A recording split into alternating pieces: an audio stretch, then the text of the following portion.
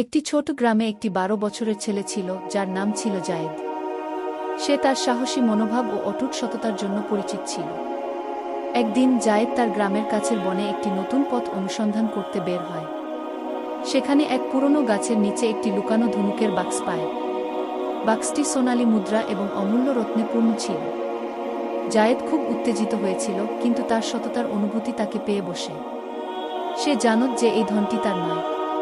অতএব জায়েদ গ্রামের বুড়োদের কাছে যায় এবং তার আবিষ্কৃত বিশ্বাসটি জানিয়ে দেয়। বুড়োরা জায়েদকে তার সততার জন্য প্রশংসা করল এবং গ্রামবাসীদের একটি দল পাঠিয়ে ধনটি উদ্ধার করল, যা আসলে এক ব্যবসায়ীর হারানো সম্পদ ছিল, যে কয়েক সপ্তাহ ধরে তার খোঁজে ছিল। ব্যবসায়ী অত্যন্ত কৃতজ্ঞ হয়ে জায়েদকে একটি পুরস্কার দিতে চেয়েছিল, কিন্তু জায়েদ তা গ্রহণ করতে অস্বীকার করে। সে বলেছিল, সঠিক কাজ করা অন্য যে কোনো পুরস্কারের চেয়ে অনেক বড়। জায়েদের এই সততার গল্প পুরো গ্রামে ছড়িয়ে পড়ে, যা অন্যদের ভালো চরিত্রের সাথে জীবনযাপন করার অনুপ্রেরণা দেয়।